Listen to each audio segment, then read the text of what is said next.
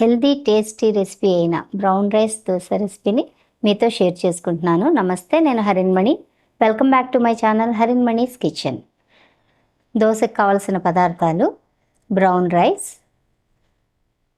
రైస్ని ఒక గ్లాసున్నర తీసుకున్నానండి నేను. అలాగే మెంతులు ఒక 3 టేబుల్ స్పూన్స్ వరకు మెంతులు తీసుకున్నాను.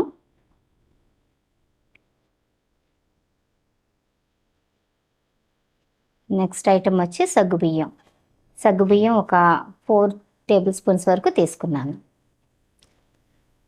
వీటన్నిటిని కడిగి నానబెట్టుకుని పక్కన పెట్టుకోవాలి. ఇంకో విషయం ఏంటంటే, ఒక అర గ్లాస్ అటుకులు మాత్రం ఒక రుబ్బుతామనగా ఒక గంట ముందు నానబెట్టి పక్కన పెట్టుకోవాలి.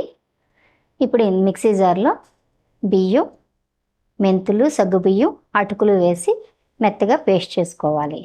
ఇప్పుడు రాత్రంతా పులియబెట్టి ఉంచాను. ఇప్పుడు దీంట్లో రుచికి సరిపడ సాల్ట్ వేసి కొద్దిగా వాటర్ కూడా యాడ్ చేసుకోవాలి.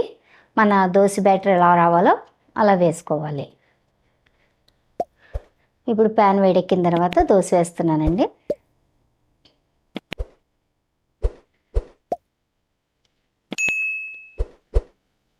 చాలా మెత్తగా వస్తుందండి దోశ, ఎందుకంటే అటుకులు, సగ్గుబియ్యం, మెంతులు 3 వేసాం కదా.